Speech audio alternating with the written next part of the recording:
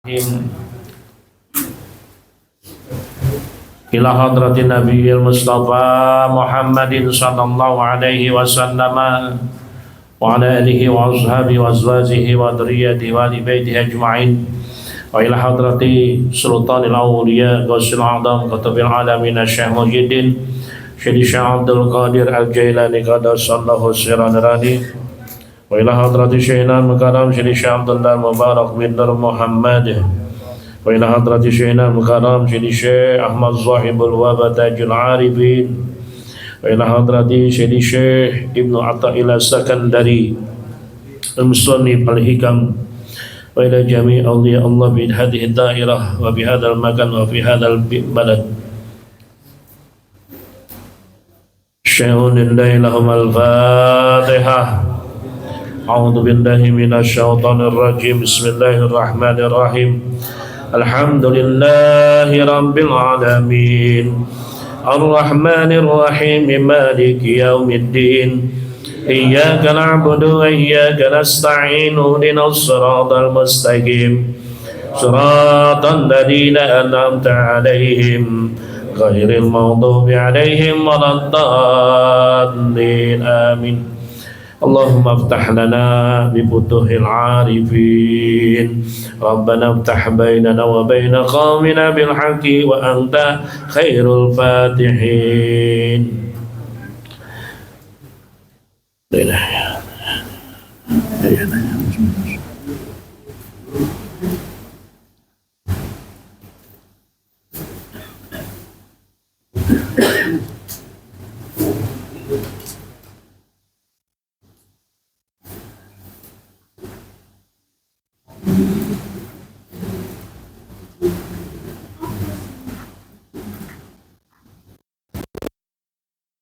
Bapak Ibu yang diberkati Allah Subhanahu wa Ta'ala,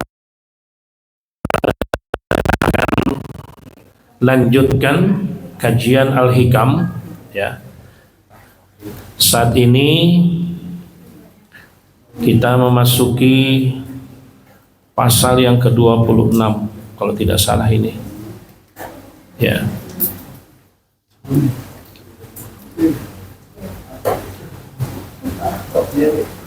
Yang mana di dalam pasal 26 ini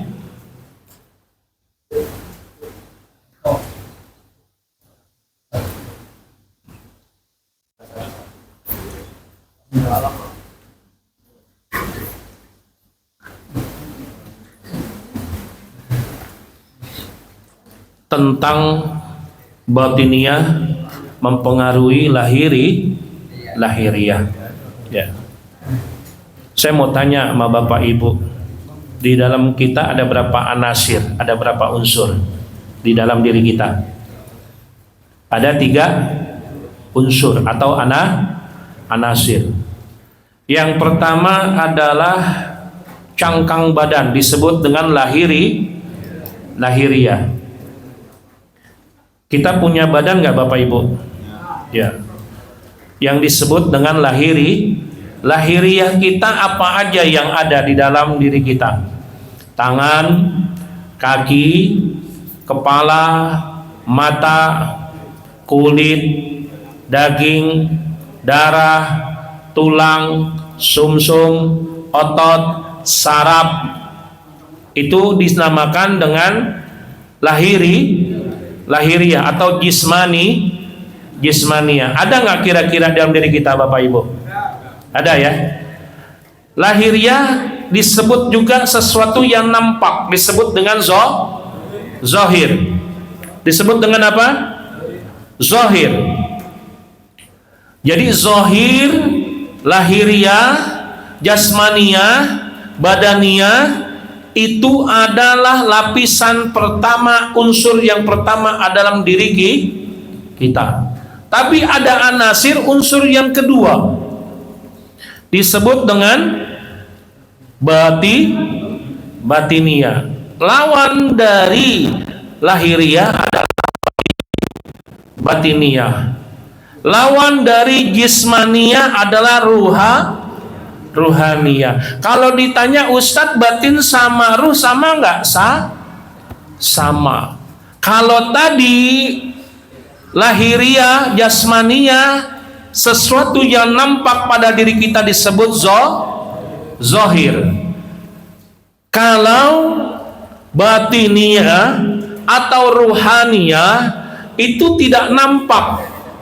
Tidak nampak. Kalau tidak nampak disebut apa? Gaib.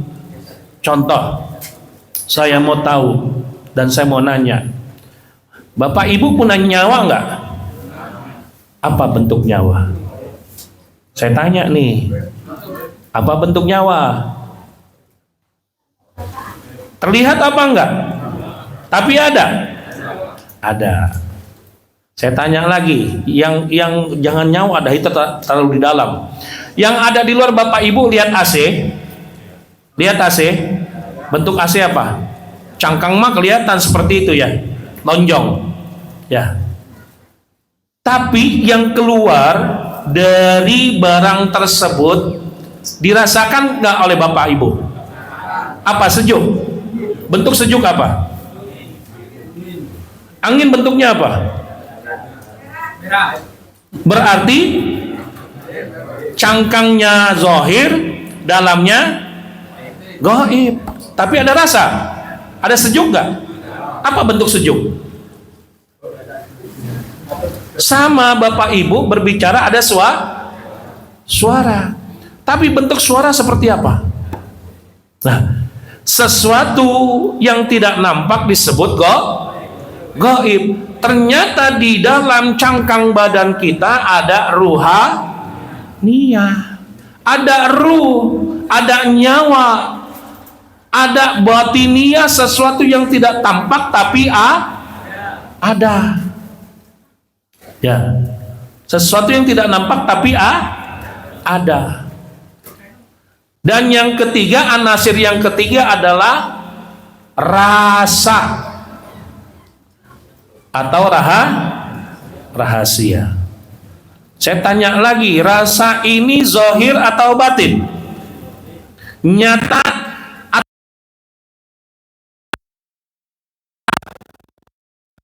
rasa nyata. Saya tanya Bapak Ibu, tadi lagi zikir lapar nggak? Ada rasa nggak? Ada rasa. Tapi nampak nggak rasa itu? Terlihat nggak? Enggak. Tapi ada rasa. Makan semangka ada rasa manis. Ya. Makan garam ada rasa? Rasa ada nggak? Bapak Ibu, saya pukul pakai tangan saya, kulit ketemu kulit, ada rasa sakit nggak? Ada rasa sakit. Berarti rasa ada. Kalau nggak punya rasa, Bapak Ibu nggak bisa punya anak. Kalau nggak ada rasa, Bapak Ibu nggak nikah. Ya, mau punya anak juga pakai rasa dong. Rasa nafsu. Ya, jadi nafsu rasa itu adanya di dalam hawa dan hawa itu keinginan, nafsu. Mohon maaf, hawa itu dorongan, nafsu itu keinginan. Pada saat Bapak Ibu lapar, ada nggak keinginan untuk makan? Ada nggak keinginan untuk makan? Enaknya Bapak Ibu itu ada lontong, kenapa mulut nggak nyamperin ke lontong, tapi tangan dulu yang ngambil? Halo? Karena apa? Ruh yang menggerakkan tangan agar tangan mengambil makanan. Bapak Ibu ada dorongan rasa lapar, rasa kepengen makan, rasa kepengen tidur. Itu yang menampakkan rasa itu siapa? Ruhani. Ruh itu disebut dengan qalbu. Di mana sih tempatnya, Ustadz? Tempatnya di mana, Bu? Katanya di jantung. Jantung bahasa Arab, nama juga qalbu. Tapi jantung itu masih bagian zahir. Dokter spesialis jantung. Jantungnya masih nampak, di belah dada kita ada jantung. Tapi yang disebut kolbu di sini adalah kolbu ruhani. Adanya di mana letaknya? Di dalam lapisan jantung manusia. Posisinya ada di mana? Ada di puting sebelah kiri. Ada di mana? Di puting sebelah kiri. 2 jari dari bawah puting sebelah kiri. Itulah yang disebut kolbu. Makanya di dalam gambar latifah, Bapak Ibu kalau Anda kata lihat latifah, ada kan gambar latifah? Ya. Di sebelah kiri, 2 jari dari sebelah kiri, puting sebelah kiri itu disebut latifatul qalbi. Latifatul qalbi. Latifah, kelembutan yang ada di dalam kalbu, namanya lapisan pertama hati. Nah, kok kenapa adanya di dalam lapisan jantung yang ada sebelah kiri, dan di dalam lapisan itu ada kalbu, sesuai dengan sabda baginda Rasulullah SAW, banaitu fi jawfi ibni Adam qasran, aku bangun di dalam diri manusia, di dalam dada manusia. Dada itu masih zohir. Di dalam dada manusia aku bangun sebuah istana. Wafil kasri sodron, di dalam istana itu ada lapisan pertama disebut sodron. Sodron ini lapisan pertama yang masih diganggu, diusili, dipengaruhi oleh bangsa jin, bangsa setan, bangsa alladhi yuwaswisu fi sudurin nas minal jinnati yang mengganggu manusia dalam hati sanubari manusia di tingkatan pertama, dari bangsa jin dan bangsa iblis. Setan itu bangsa jin. Oke. Lapisan kedua, wafil qasri qalban, di lapisan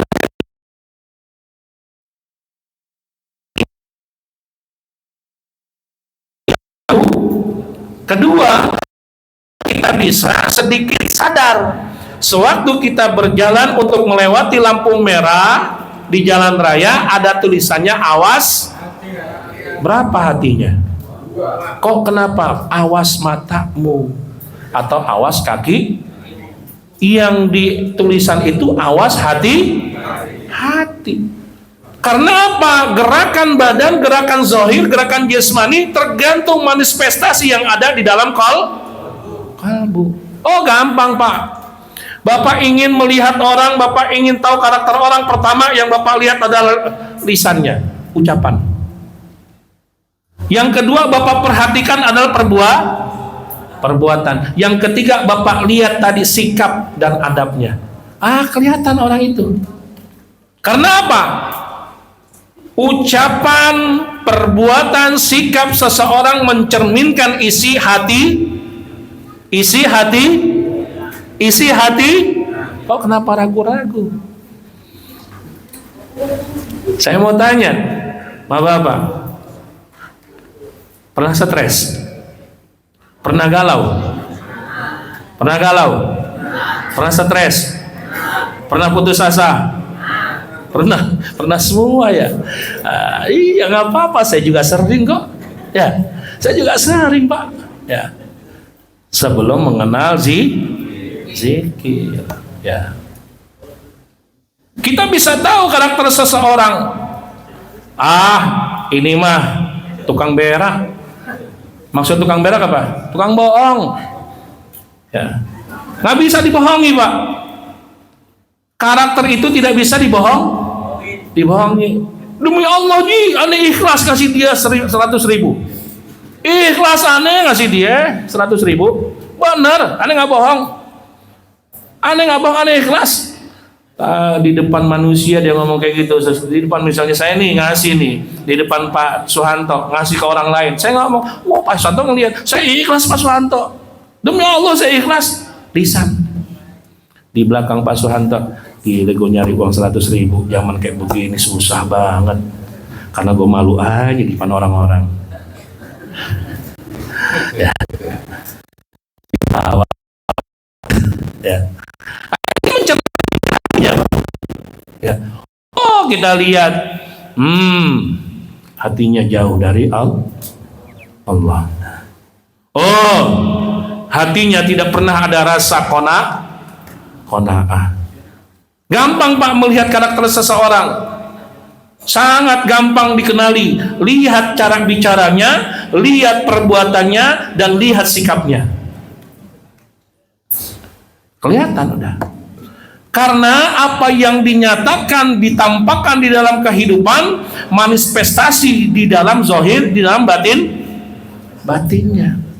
Lihat orang hidupnya nggak tenang, pulang ke rumah ribut sama istri, nggak bawa duit ribut, bawa duit juga ribut, berangkat nggak nyaman, pulang ke rumah ketakutan,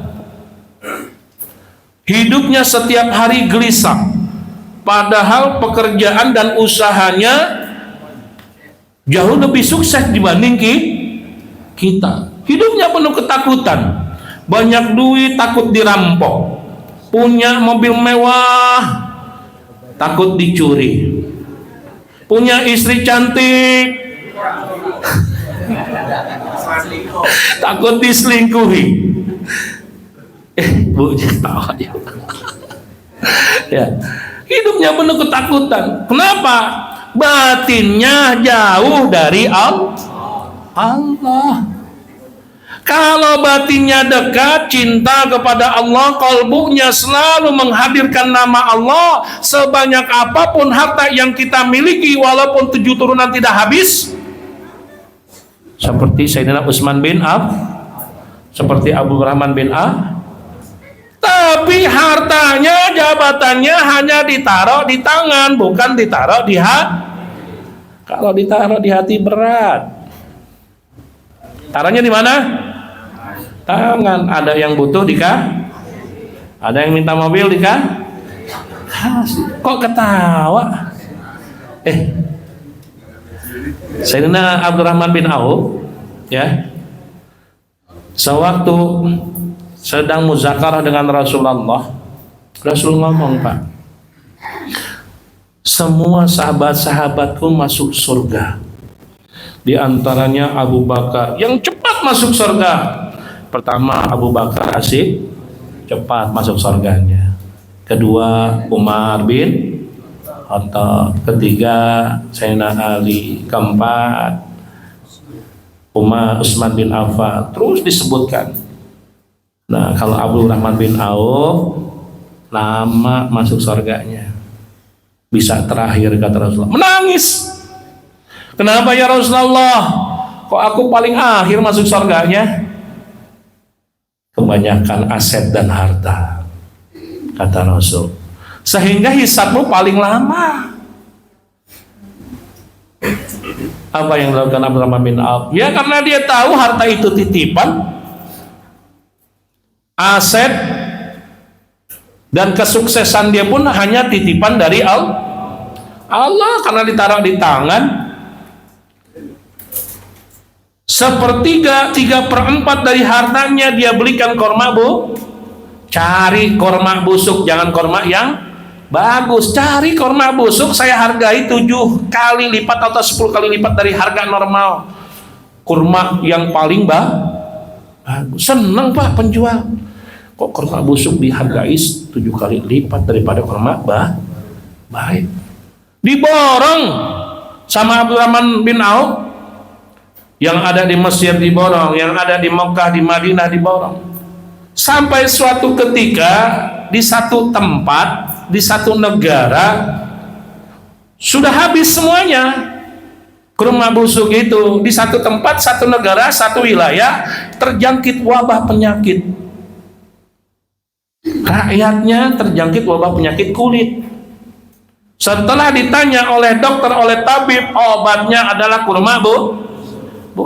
Raja di satu tempat wilayah tersebut, katanya di wilayah Mesir yang terjangkit wabah tersebut.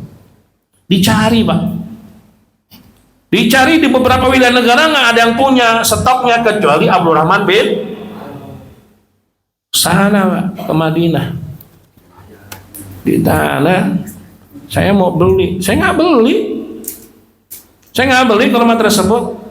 Saya beli beberapa puluh kali lipat sewaktu sampeyan beli. Mungkin kalau dia beli 10 kali lipat, dibeli lagi 20 kali lipat oleh raja tersebut. Deal, Pak. Yang tadi kepengen miskin malah tambah kaya. Ya. Karena apa?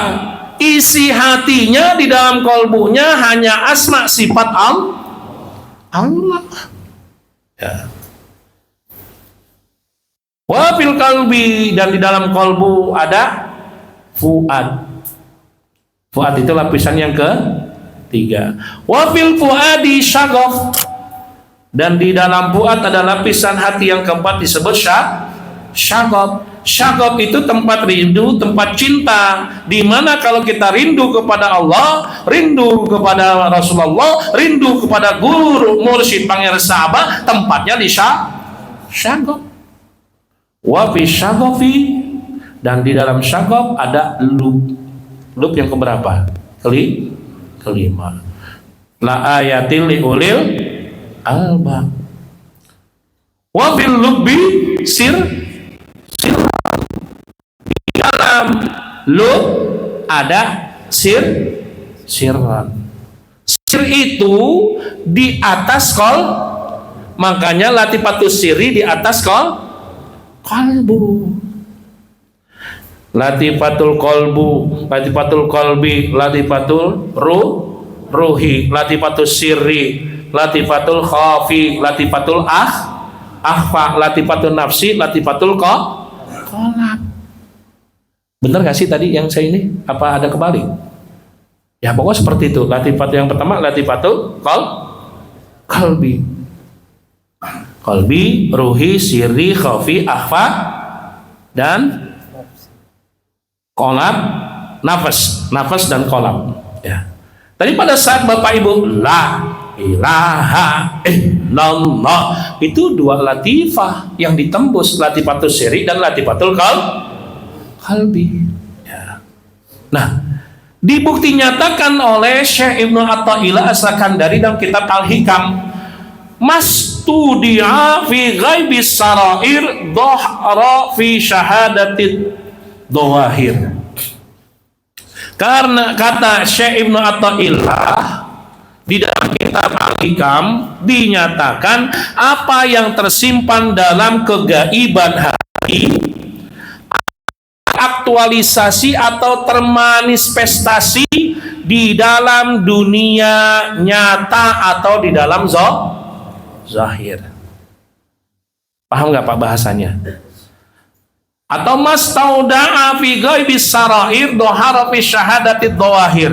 Apa yang ada di dalam qalbumu, apa yang ada di dalam batinmu, jikalau batinmu selalu menghadirkan nama Allah, jikalau batinmu selalu memuji nama Allah, jikalau qalbumu ingat dan hudur kepada Allah, jikalau aktivitas hatimu selalu bersama dengan Allah, maka segala sesuatu yang ada di dalam batinmu terungkap di dalam kehidupannya nyata, maka akan teraktualisasi di dalam zahirmu. Ucapanmu, perbuatanmu, sikap dan adabmu mencerminkan hatimu. Kok begitu Ustaz? Iya, karena ada sabda baginda Rasulullah sallallahu alaihi wasallam, inna fil jasadi mudghah, sesungguhnya di dalam jasad manusia ada segumpal daging. Yang saya bilang segumpal daging itu disebut dengan jantung. Ida saluha sa'iru amalihi wa ida fasada sa'iru amalihi. Ala wahiyya qalbu. Jadi hati itu barometer akhlak dan adab kita. Sesungguhnya di dalam cangkang badan manusia, di dalam dada manusia ada segumpal daging. Kalau segumpal daging itu engkau gunakan untuk ibadah kepada Allah,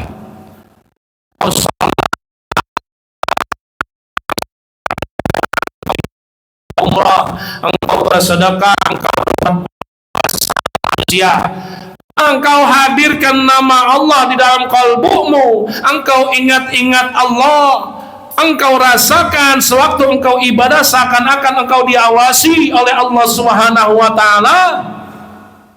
Kalau itu sudah engkau lakukan, maka seluruh ucapan, tindakan, perbuatan, sikap, adab, dan akhlak akan mencerminkan hatimu. Orang kalau andai kata sudah batinnya sudah dipenuhi dengan asma dan sifat Allah, nggak ngerasa kerusuk Pak, santai dan tenang. Ada masalah, iya, memang ada masalah.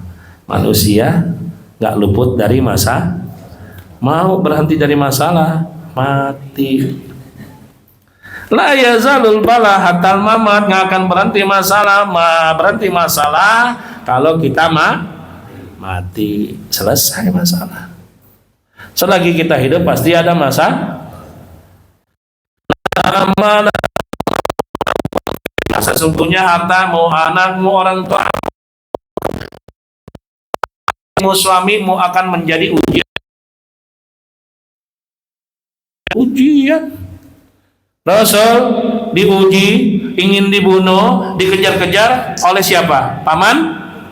Siapa namanya? Abu Lahab. Itu paman Rasul. Nabi Nuh diuji oleh istri dan anaknya. Siapa nama anak Nabi Nuh? Hanan. Ya anakku, kata Nabi Nuh, irkam ma'ana, naik ke atas kapal agar engkau selamat dari banjir. Nggak mau. Sa'awi ila jabalin ya'simuni minal ma'. Aku akan berenang sampai atas gunung, nggak akan tenggelam dan nggak akan kena banjir. Kata, nggak akan mati katanya. Kata Kanan. Nabi Nuh minta sama Allah, selamatkan anakku ya Allah. Dibalas sama Allah, ya Nuh, fa innahu laysa min ahlik. Itu bukan bagian dari keluargamu. Memang kan bukan anak ruhanimu.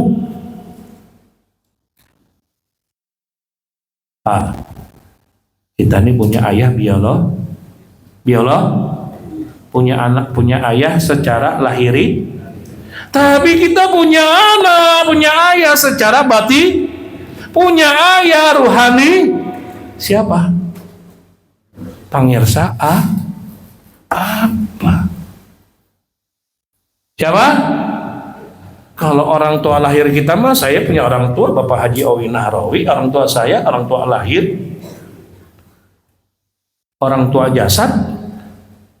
Tapi cari dong orang tua ruhani, agar ruhani kita terbimbing, agar ruhani kita terbina, agar ruhani kita ditarbiyah oleh guru kita agar sampai kepada Allah. Emang mudah untuk sampai kepada Allah tanpa ada guru? Tanpa ada guru rohani? Susah, Pak. Susah. Ya. Nah, sehingga apa? Kalau hati kalbu kita sudah baik, sudah benar, sudah dekat, sudah cinta, sudah merasakan kehadiran Allah, maka seluruh ucapan, perbuatan, tindakan, sikap kita akan menjadi jauh lebih baik. Tapi sebaliknya, jikalau hati kita alfa kepada Allah, Hati kita nggak mau mendekat kepada Allah. Yang kita lakukan adalah maksiat lahir, terus kita lakukan. Mohon maaf, judi masih senang, nyekek botol masih suka, nyekek botol, ya, nyekek botol masih suka, check in ke hotel masih kita jalan. Mohon maaf Pak, ya mohon maaf. Check in itu maksudnya kita bermaksiat, apa ya namanya, berhubungan badan dengan di luar mahram kita, bersama orang lain lah, bukan istri kita.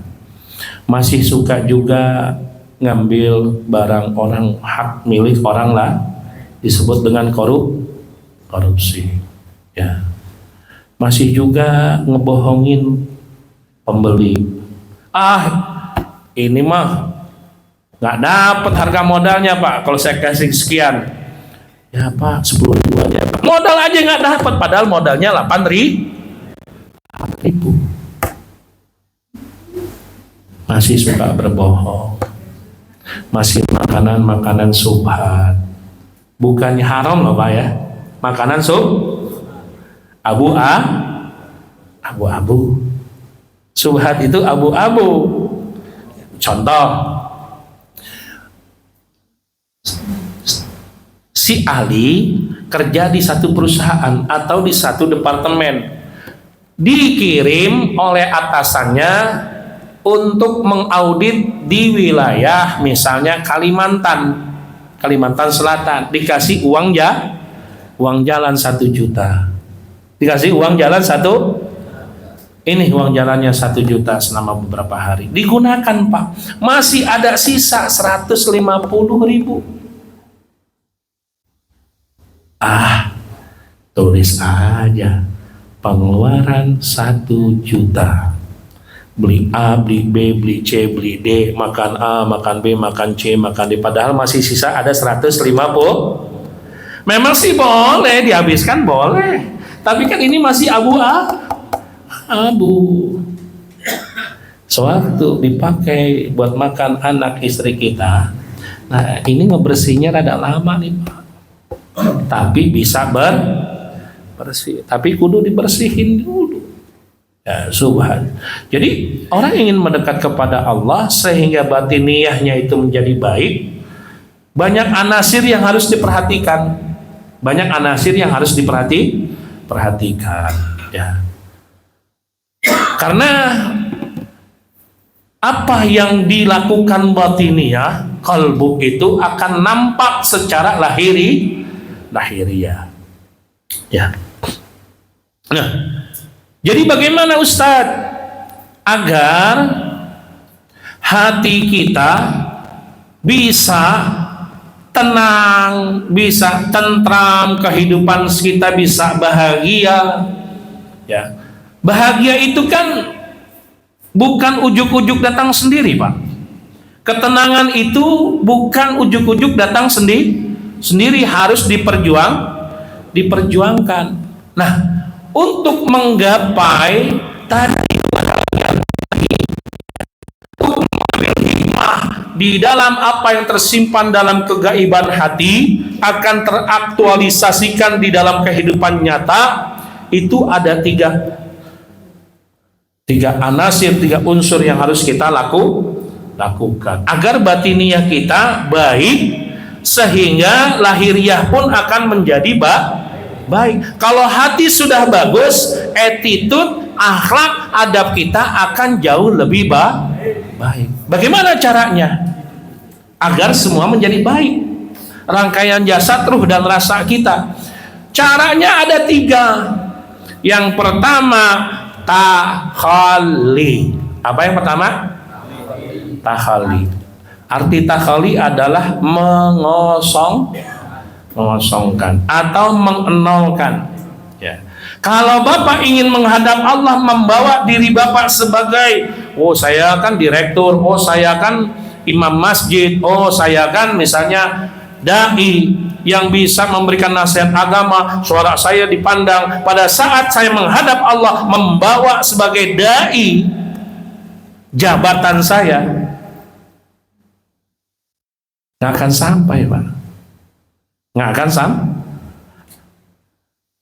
Takhalli itu pengakuan kalau diri kita banyak dosa.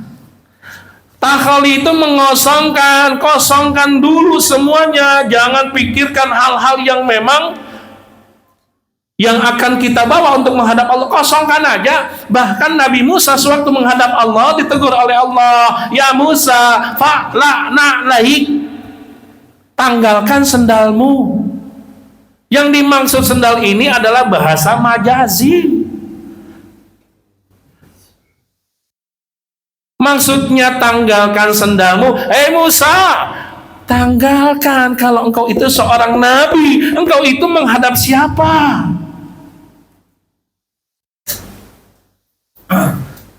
Sewaktu Nabi Musa belajar dengan Nabi Khidir, Musa nggak menanggalkan, dia nggak paham apa yang disampaikan oleh Nabi Khidir. Fa'la'na laik, tanggalkan. Sewaktu engkau bermunajat kepada Allah membawa atribut duniamu, jangan harap doamu diijabah. Allah, tanggalkan aja. Tak punya apa-apa kita. Tanggalkan. Kosongkan. Takhalli adanya di kalimat apa takhalli itu? La ilah la apa? Di kalimat la. La itu adalah harfun nafi. Mengosongkan, meniadakan. Siapa yang meniadakan? Diri kita. Memang dari dulu diri kita nggak ada. Ada karena diadakan yang maha ada. Benar nggak sih? Kok kenapa setelah ada ngaku diri itu paling bisa mengadakan? Berarti mengaku diri kita Tuhan. Wujud adalah sifat Allah yang maha ada. Ya. Suatu andai kata kita sudah mengosongkan kullu syai'in halikun, segala yang bernyawa yang hidup itu akan hancur, akan musnah, akan tidak ada. Udah tidak adakan diri kita, kosongkan. Lah, benar-benar nggak ada. Kalau sudah tidak ada, Bapak Ibu butuh bantuan kekuatan Allah. Kalau mengaku diri kita kuat, maka tidak akan diberikan kekuatan, bahkan kita dilemahkan oleh Allah. Tapi kalau mengaku diri kita lemah, maka Allah akan berikan kekuatan. Suatu ajan, hayya 'alas shalah, jawabannya apa? Apa arti la haula? Tidak ada daya dan kekuatan yang saya miliki kecuali kekuatan dan daya milik Allah. Saya tanya sama Bapak sama Ibu, bagi Allah mudah gak ngasih kita lemah pada saat ini sehingga kita tidak bisa hadir di majelis? Mudah bagi Allah. Nggak ada yang sulit.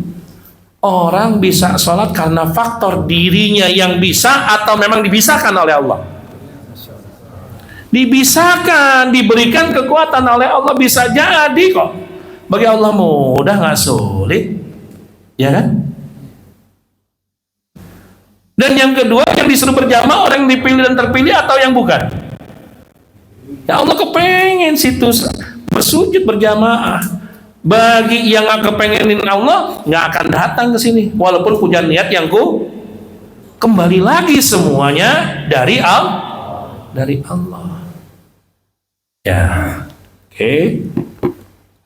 Yang kedua, cara untuk mendekat kepada Allah dan menghadirkan nama Allah dengan tahalli. Diisi. Tadi yang pertama dikosongin, yang kedua diisi, tahalli. Ya. Bagaimana mengisinya? Setelah mengucapkan la ilaha, ya. Ilaha itu bisa menjadi Tuhan, uang bisa menjadi Tuhan, barang bisa menjadi Tuhan, anak bisa menjadi Tuhan, istri yang cantik bisa menjadi Tuhan, pangkat jabatan bisa menjadi Tuhan. La ilaha kosongkan dulu, setelah dikosongkan diisi illallah. Tembuskan di dalam latifatul sirri dan latifatul qalbi. Illallah. Kalau sudah terisi dengan asma dan sifat Allah di dalam kalbu, nanti akan terpancar, akan nampak akhlak adab. Sesuatu yang tadi tidak baik menjadi baik, sesuatu yang malas menjadi semangat, sesuatu yang tadi jauh dari Allah menjadi dekat. Ini namanya tajalli. Apa namanya? Yang ketiga itu, ya. Tahalli, tajalli, aplikasi kalimat la ilaha. Tapi kan untuk mendapatkan kalimat itu kudu ada guru yang menanam kalimat tauhid, ya. Kalimat tauhid. Nah, tajalli itu adanya di dalam kolbu sampai ke latifatus sirri. Apa itu tajallinya? Sewaktu Bapak zikir la ilallah, la ilaha illallah, merasa diawasi oleh Allah dan seakan-akan Bapak Ibu dekat kepada Allah. Tanpa terasa air mata keluar begitu deras. Ini namanya tajalli. Nampak kehadiran Allah, seakan-akan kita dekat dengan Allah. Tajalli dari sifat muraqabahnya Allah atau muqarrabah, rasa dekat. Wa idza sa'alaka ibadi anni fa inni qarib. Jikalau engkau bertanya ya Muhammad tentang aku, katakan aku ini dekatnya manusia dengan Allah tidak berjarak. Tidak berjarak. Wa ana aqrabu min habil warid. Aku itu lebih dekat daripada urat lehermu. Urat leher dengan kita nyatu, Pak. Tapi Allah jauh lebih dekat dibanding urat leher. Ya. Di mana kedekatan kita dengan Allah? Di dalam kalbu, yang terdekat lagi di dalam latifatus sirri. Al-insanu sirri wa ana sirruhu. Manusia adalah rahasiaku dan aku adalah rahasianya. Suatu Bapak butuh uang misalnya 2 juta untuk bayaran anak, untuk bayar cicilan, bingung, pusing, kerjaan, serabutan, ya. Tiba-tiba ada orang, Bapak udah ikhtiar nyari dunia, nyari syariat, kerja udah ikhtiar. Malamnya bangun malam zikir, tawajuh, khotaman dan lain sebagainya, sampai tahajud dan lain sebagainya. Paginya duha baru berangkat kerja, walaupun kerjanya serabu. Suatu ketika ada orang yang tidak mengenal Bapak Ibu, kenal juga enggak, di jalan dikasih 2 juta. Pada saat itu Bapak Ibu sedang melihat tajallinya Ar-Rahman milik Allah. Lagi dikasih sama melalui orang lah. Itu tajalli. Ditimpa masalah, musibah, ujian, dihimpit terus. Nggak apa-apa. Jangan berburuk sangka sama Allah. Bisa jadi Allah sedang naikin derajat. Ya. Senyum aja Pak, karena sudah tampak tajallinya Allah. Apa tajallinya Allah? Bapak sehat sama sakit, lebih banyak sehatnya apa sakitnya? Kok dikasih sakit seminggu aja udah ngeluh, udah berburuk sangka sama Allah, sehatnya jauh lebih banyak. Inilah manfaat zikir kalimat la ilaha illallah. Tapi tahalli dan tajalli harus beriringan dengan 3 ilmu yang harus Bapak pelajari. Yang pertama adalah ilmu Ilmu syariat berhubungan dengan ilmu fikih berhubungan dengan rukun Islam, syahadat, salat, zakat, puasa, haji. Nggak cukup ilmu itu. Ilmu yang kedua disebut ilmu tauhid atau ilmu akidah kita Asy'ari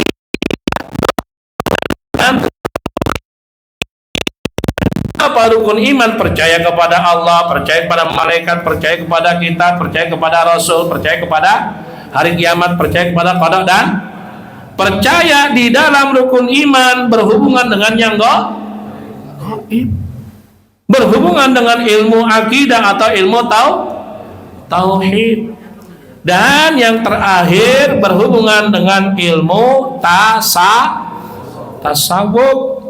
Tasawuf berhubungan dengan rukun ihsan, an ta'budallaha ka'annaka tarah wa illam tarah fa innallaha yara.